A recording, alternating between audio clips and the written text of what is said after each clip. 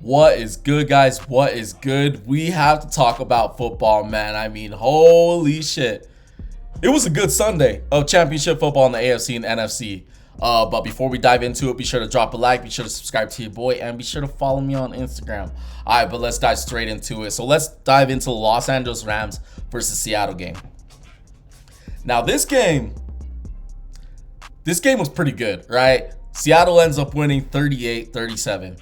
And going into this game, I was like, I'm so excited to see how Sam Darnold will play in another divisional matchup up against the Los Angeles Rams, third time this year, right? He played they already played San Francisco. They have another divisional matchup.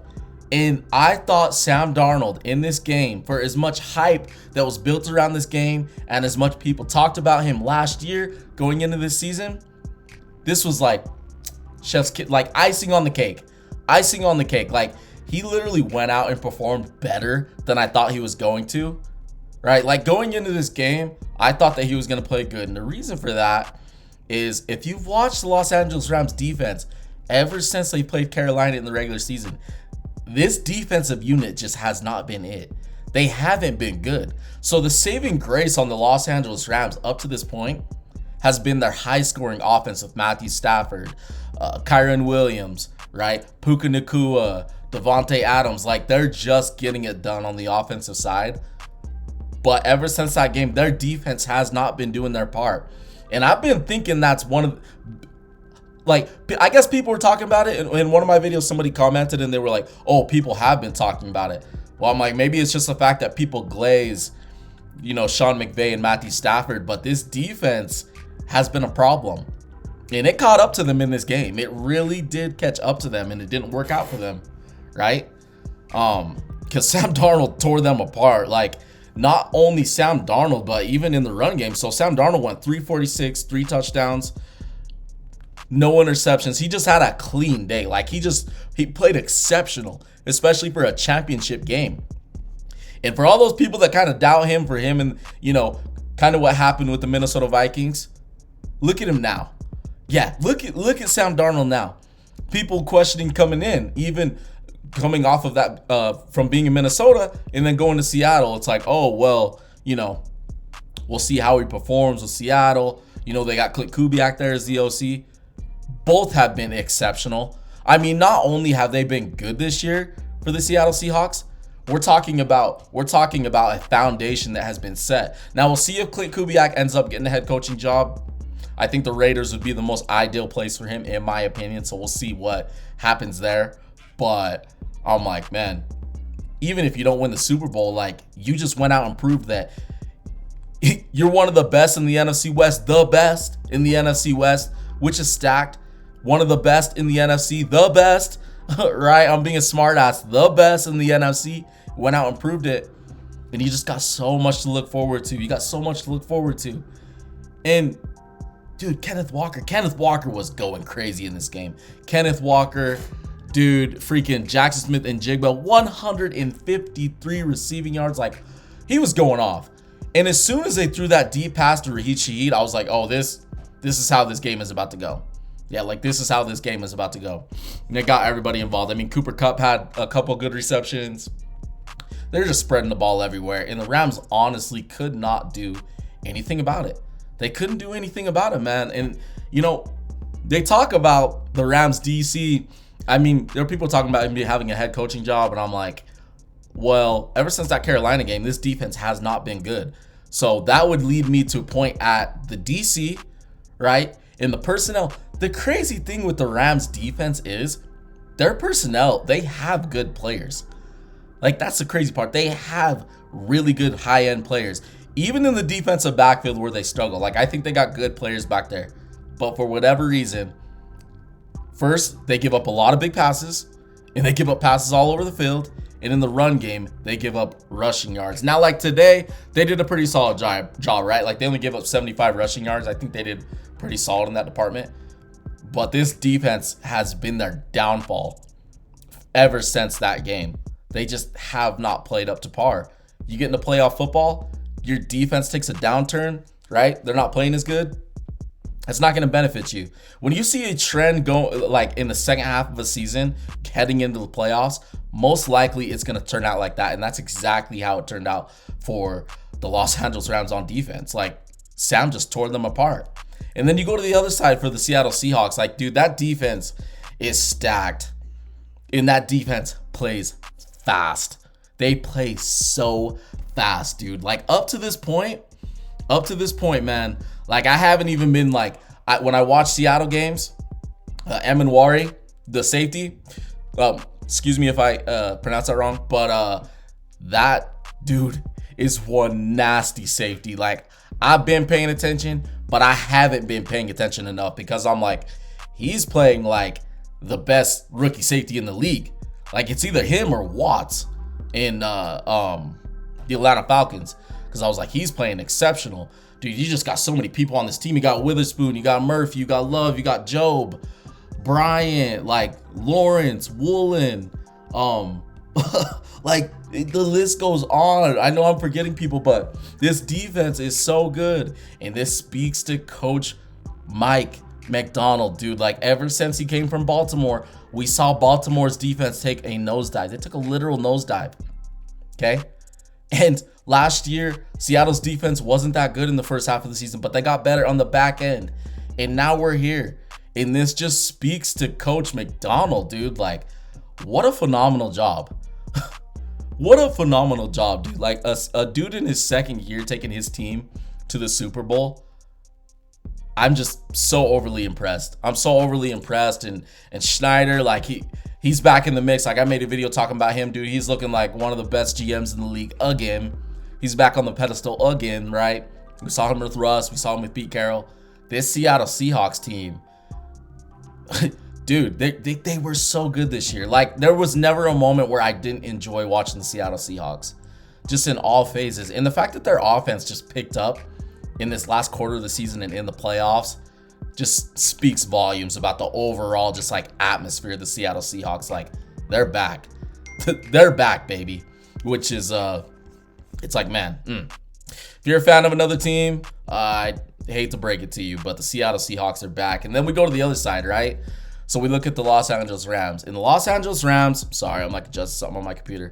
The Los Angeles Rams on offense, like I said, they were stacked. Like, they've been good this year. Matthew Stafford, MVP. Yeah, MVP. Some people are going to tell you it's Drake May.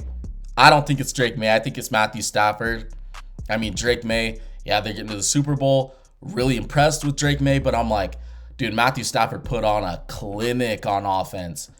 Every single week he put on a clinic, even when he was throwing interceptions. And in this game, he kind of had a lot of passes that probably should have been picked on, being real with you. But their offense, they performed so well this season. They honestly have. You bring in Devontae Adams. Once they brought in Devontae Adams, I knew that was going to be good. Puka Nacua is playing like one of the best wide receivers in the league. And Kyron Williams, and when you get Kyron Williams going, you get McCorum going, like, everything just starts to work. And that offense is so fun to watch. They're honestly fun to watch. And in this game, I mean, Sean McVay wasn't being conservative. They were throwing anything and everything at the Seattle Seahawks defense. Like, matter of fact, like, honestly, Matthew Stafford, like, what did he go for today? Because not only did Sam Darnold cook today, Matthew Stafford also cooked today. I mean, 374, 62.9 completion percentage, 3 touchdowns. Both quarterbacks were cooking. I mean, dude, Matthew Stafford, he was also comfortable. And it's kind of the opposite, right? Because the Los Angeles Rams defense, I don't think they're good. The Seattle Seahawks defense, they're good. And they made plays today. And I'm not going to act like the Rams defense didn't make plays, because they did. But Seattle's defense is just different, and they're better. That's just a cold hard fact. Like, they're just better. And the fact that Matthew Stafford in the NFC Championship game was just tearing them up, right? Like, we talked about Jackson Smith and Jigba. Puka Nacua went for 165. Devontae Adams went for 89. 89 yards, nearly 100 yards. Like, they tore it up on offense. And it's just a shame that you see that offense and you see Sean McVay, all those guys in the offensive coaching staff just operating at a high level, that their defense has just had this major downturn. And like I talked about it earlier, dude, like, they are so talented. But for whatever reason, they just could not figure it out in the last quarter of the season going into the playoffs. That defense was I just don't know what to even make of the Los Angeles Rams defense. Like, where do you even start? Because I'm like, they're so talented. That would lead me to believe that the coaching, but I'm like, they're coached really good by their DC. So they obviously got some stuff to figure out in the offseason. But this is a good game. This is a good game for the Los Angeles Rams. They may have lost this, but they'll clearly be back next year. I've already seen that Matthew Stafford is sounding like he's probably going to be back next season. So they have that to work with. They don't have to worry about the quarterback position. But the Rams will be back. But yeah, Seattle Seahawks, they advanced to the playoffs. I mean, they advanced to the Super Bowl. And now they're going to have this matchup with the New England Patriots. The New England Patriots, and if I remember right, the last time I watched them, now correct me if I'm wrong. I'm literally going off the top of my head. I'm not even Googling on my screen. But correct me if I'm wrong. The last time they played in the Super Bowl was when they threw it at the 1 yard line instead of giving it to Marshawn Lynch against the New England Patriots when Butler picked it off. That's the last time, right? Correct me if I'm wrong. I swear that was the last time the Seattle Seahawks got in the Super Bowl. And the fact that these two teams are playing, it's just crazy. It's just crazy how the league works, right? Like, just out of all teams, they're going to be having that matchup. And let's just dive right into it. So, on the other side, the New England Patriots versus Denver Broncos. And going into this game, there were a lot of people talking. They were like, this is a give me. This is a straight up give me for the New England Patriots, right? It's not even going to be that difficult. Little did we know, right? Stidham would start out hot, get like pushing the ball downfield early on, which he did, and it set them up to score, right? And for a bit there, it was like 7-3, 7-10. Like, the Denver Broncos were up. They were up in this game. And the big thing that honestly, the thing that lost the Denver Broncos the game, in my opinion, and I'm not a guy that I really don't like boiling it down to one play, because I think 4 quarters of football adds up to the ultimate product, right? Whether you win or lose. But that Stidham fumble, however you want to rule that, they ruled it a fumble. I'm like, it was weird, right? It was a weird pass, however you want to say. It looked weird. So them saying it was a fumble, I'm like, I don't have a problem with it, because it just looked funky. That play, that changed the game. If that play doesn't happen, in my opinion, they probably win the game. People are gonna blame Sean Payton for going on the 4th down call, and they didn't get it. And I understand, you take the points. It's also on Coach Payton, right? He needs to take the points. I fully understand that. He should have took the points right there, and he didn't. Bit him in the ass. But that fumble by Stidham set the New England Patriots up in a prime position. And that, in my opinion, that's what really changed this game. Because let's be real, both offenses weren't doing shit. They weren't doing shit. Drake May went for 86. Stidham went for 133. On offensive side of the ball, for each team, it wasn't there. It wasn't there. And for the Broncos, it kind of started out good, but there were a lot of miscues, a lot of missed passes by Stidham. You could tell that they didn't have their signal caller. Without Bo Nix in there, you could just see it, right? But at the same time, it was they have a shot, they could win this game. The Denver Broncos had many opportunities in this game to win. They did. Their defense went out and did their part. Their defense went out and balled out. They got plenty of stops on Drake May in them. I mean, the New England Patriots, they're not missing their starting quarterback.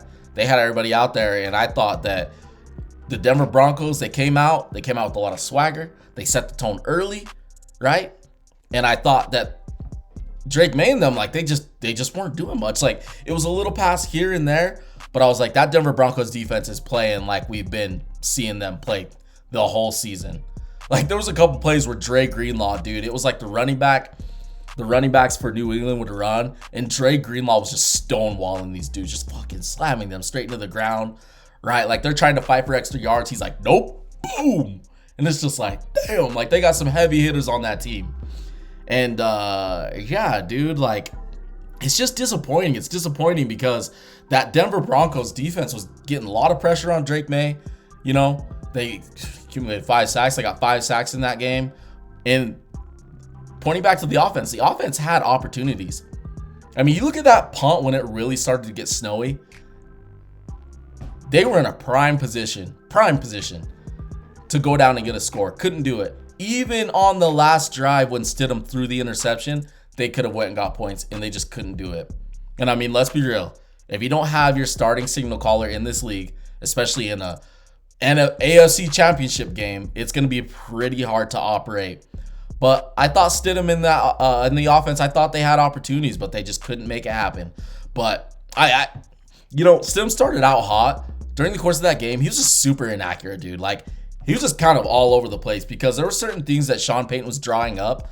And I was like, damn, bro. I'm like, if Bo's out there, Bo probably would have hit that. Like, that would have been a more accurate pass and just couldn't make it happen. And I mean, when you have your backup quarterback, shit like that's just kind of going to happen, right? It's just kind of what you're going to expect. And then you got to get on the other side, right? So the Patriots. And I'm not trying to dog on the Patriots because, dude, Mike Vrabel coming in his first year with Drake May, second-year quarterback, they're number one in the AFC East. I mean, come on, man. Over the Buffalo Bills, that in itself is insane, and that's extremely impressive. And I'm hype about the Patriots right now. Like, I had some people ask me, like, how good do you think they are? I'm like, there's a lot of people that talk about them having kind of a cupcake schedule. I'm like, yeah, they do have a cupcake schedule, but all it takes is to get into the dance, into the playoffs. And that's exactly what the New England Patriots, that's exactly what they did. They got into the dance, they took care of business each round, and they won. And that's all that matters, right?